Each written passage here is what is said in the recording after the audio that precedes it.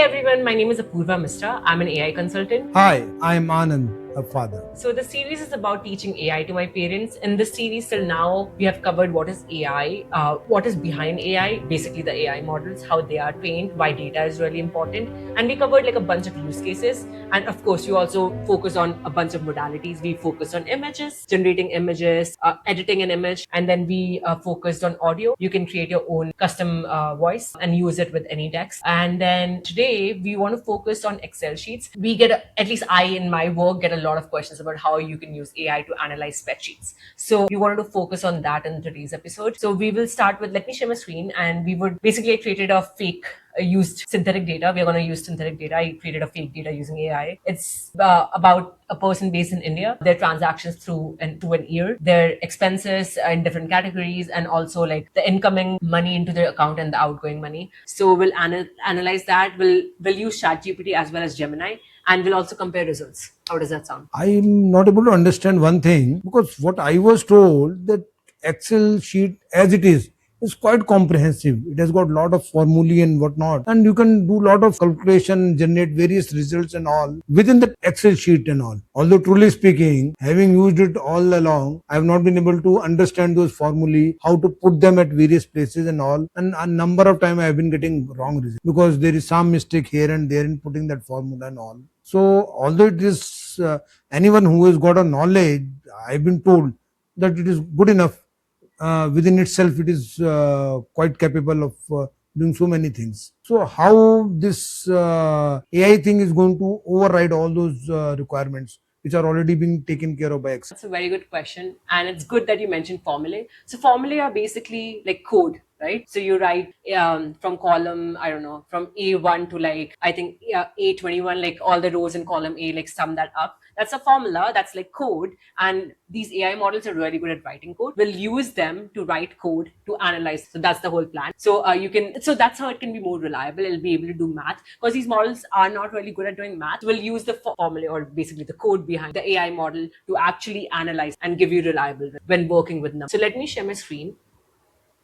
So this is the spreadsheet. So you can see like we have transaction ID, we have date, and like it's the whole year of 2025, and then like all the expenses, transaction type, category, merchant, also description, then the amount in Indian rupee, and then so it goes on for really long and it goes on till the end of 2025. So we'll upload that into ChatGPT and we'll get started. So let me add this file.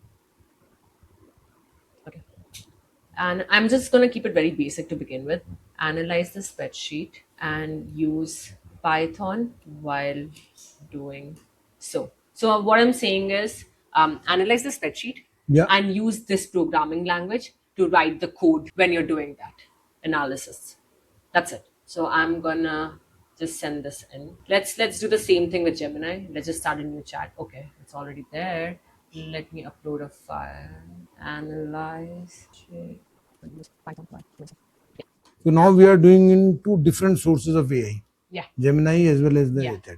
And those are two different models as well. Okay, we And can do a comparative study of both the AIs also. yeah. Brilliant. So something I did was like I chose extended thinking in this ChatGPT. Let me hide this. Okay. Extended thinking. You can choose like extended or instantaneous. Like it'll put more effort or less effort Okay. accordingly.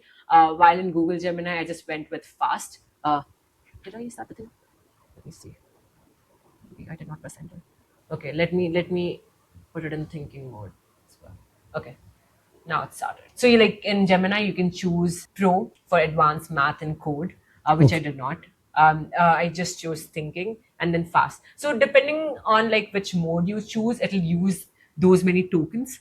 So it's a cost factor. So if you think a problem is like really hard, what you're trying to do is very complex, use like the highest mode and the highest model. You know, there are different models as well. So like right now you can see like what's the thinking that's happening in the background. With Python, it's gonna do all of that, and it's like so you can see. Did you see it mentioned the column number? Like it mentioned A1 F75 or something. I uploaded the book. So you mean to say whatever I was doing there in Excel sheet, say add column Bravo from serial number so and so to so and so, so I can just give a command here. Yes. Whereas that side I was used to make a formulae, put it there, and then get the results and all. So I'm saved from all that agony. Yeah. So basically, instead of like there, you had to even like find like which column was it, which row number was it, and do all of that when you were writing the formula. Here, you can just talk in natural language. Okay. Like categorize the data, tell me the total. It'll take care of all of that. It Okay. knows like which column means. Till the time your Excel sheet or like spreadsheet is labeled properly, you're good to go. If it doesn't have to guess stuff, like, oh, this column is about that. If the column name is good, the units are perfect, like you have mentioned, the currency is INR, so it doesn't have to think like maybe it's in dollars. Because like think about it, like because these models are trained in all of the data out there on the internet, it takes the average. It would guess those values are in dollars instead of rupees. If you don't tell it, it has to guess like it. Maybe it'll come back and ask you that question also. So either of those two things can happen. We gave it like a very general. Okay, Gemini has given us a response. So the needs and wants was one category. If you go back, like we had needs and wants. Look at this column. So we had needs and necessity label for each of the expense item. So it's telling us like almost 30% of it was wants, and the rest was needs. We didn't tell it to build graphs. Like think about that. Like it built the graphs for you. What's the monthly income and the expense trend? For example, in March, I think the income was I think higher. the timeline it is giving the Yeah. analysis. Yeah, Okay. yeah, exactly. So on the x-axis you have each month, and then you have the amount on the y-axis. So if you see, the expense is pretty much like it doesn't change as much, but the income like varies quite a lot. And then you can see the categories, total expenses by the categories. You can see like housing, how high is that, insurance, and the amount in INR on the x-axis. Then it made like a pie chart. So payment method distribution in an Excel sheet, like we also have like how the payment was done, what methodology, like payment method, UPI, credit card, wallet. So it broke that down as well. Like whatever category it could find, it like made like a nice chart for visualization. Axis Bank credit card payments. So you can see the merchant type. For example, the landlord. Look at that. The person is paying like the outflow going to the landlord. Here, the landlord comes in the Okay, top okay. 10. It Actually, says the second top 10 highest, merchants, second- wherever the expenditure has yeah. gone. And then you can see the total income was this much, total expenses was this much, total investment, all of that. Okay, let's go back to ChatGPT and see. So you can see the numbers, Papa. So the total income in Gemini was how much was one? So 19,12,111. And if we go back to ChatGPT, it's the same number.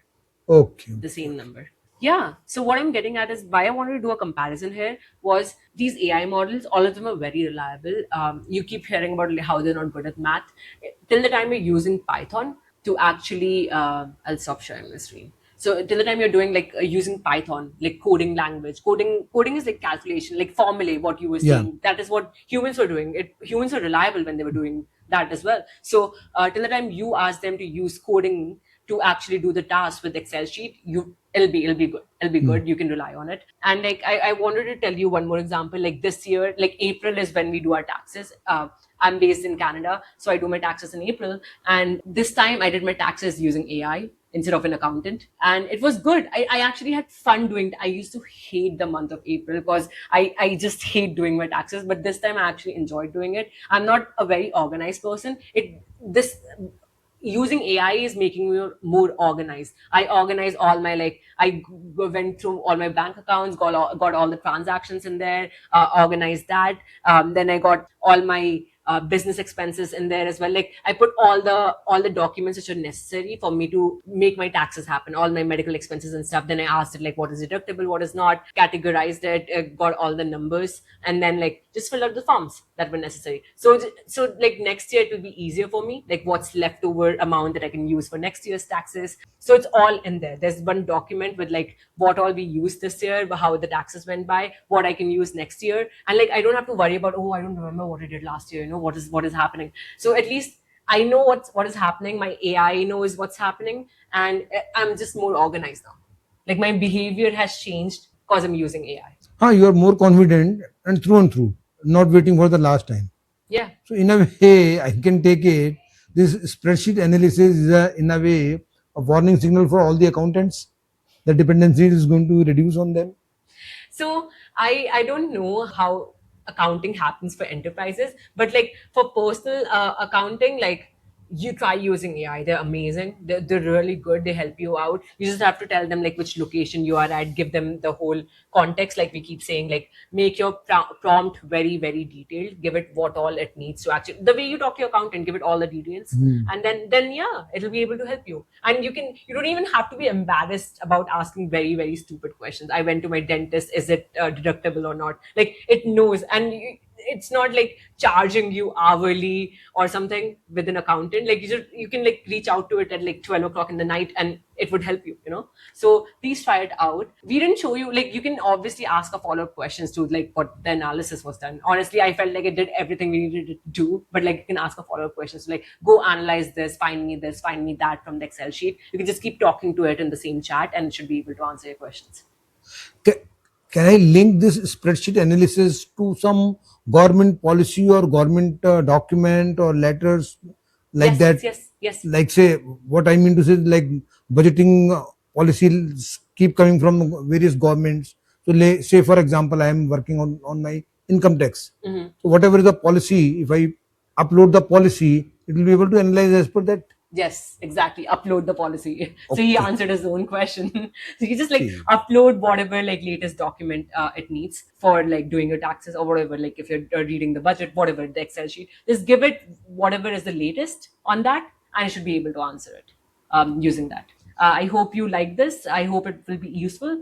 And please like, share, follow us, and let us know what else we can cover. And thank you so much for hanging out with us. Bye bye. Bye.